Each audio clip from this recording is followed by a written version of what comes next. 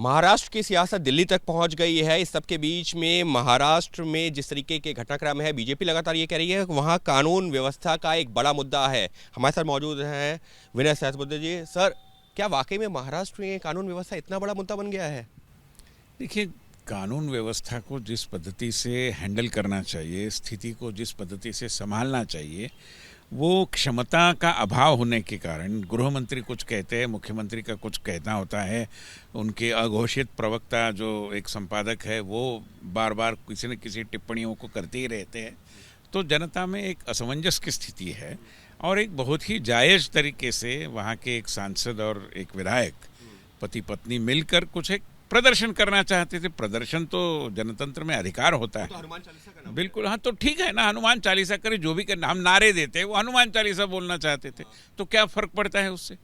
उससे इतना चिढ़ने की और इतने प्रतिशोध की भावना से उनको एकदम और देशद्रोह का ठप्पा उन पर लगाने की क्या जरूरत थी?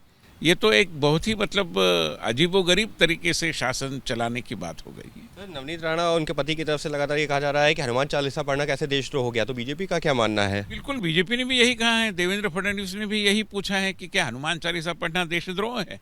तो मैं मानता हूं कि थोड़ा सूझबूझ उनको परमात्मा दे, इतनी प्रार्थना हम कर सकते हैं। क्या कर सकते हैं? तो ये सबके बीच में यह ऐसा क्यों है? आपको लगता है कि शिवसेना और जो महाराष्ट्र सरकार है इतना ज़्यादा एग्रेसिव इस मुद्दे को लेकर क्यों है? शिवसेना का क्या हुआ है कि हिंदुत्व से नाता छोड़कर ये हिंदुत्व विरोधियों के साथ हाथ मिलाने के कारण शिव सैनिकों और पार्टी के कार्यकर्ताओं के मन ही मन में कोई एक अपराध भाव है, एक गिल्ट कॉन्शियस है।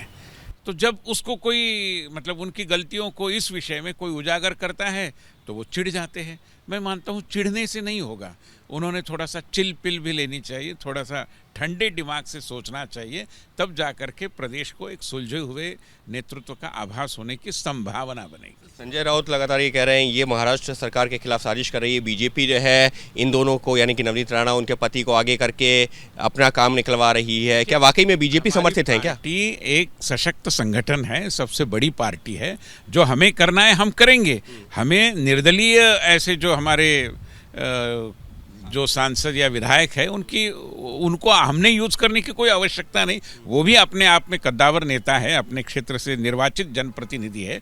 कम से कम जनतंत्र में उनका तो सम्मान होना चाहिए। सही, सबके बीच में क्योंकि हनुमान चालीसा की बात हो रही है, अब एनसीपी की भी एक कार्यकर्ता ने कह दिया है कि फाहमिदा हसन वो कह रही हैं कि प्रधानमंत्री कार्यालय के बाहर आकर के वो हनुमान चालीसा पढ़ना चाहती हैं। देखिए, मैं मानता हूं कि ये बहुत बचकानी हरकतें हैं। इस पद्धति से राजनीति नहीं की जा सकती। उन्होंने थोड़ा गंभीरता से और परिपक्वता का परिचय देकर राजनीति करें तो मेहरबानी हो। सर, बस एक आखिरी सवाल। उनका ये कहना है कि अगर मुख्यमंत्री आवास के बाहर हनुमान चालीसा पढ़ने की अनुमति मांग रही थी वो, तो फिर यहाँ पर भी अनुमति मिल जानी चाहिए, क्योंकि बीजेपी कह रही है कि वहाँ उनको पढ़ने देना चाहिए था हनुमान चालीसा, तो प्रधानमंत्री कार्यालय के बाहर क्यों नहीं?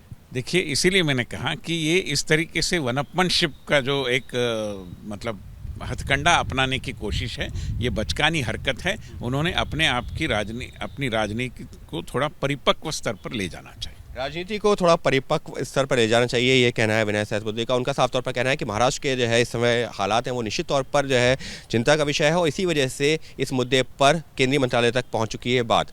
सहयोगी कैमरा पर्सन मनोज कुमार के साथ अंकित गुप्ता, बीपी न्यूज़, दिल्ली।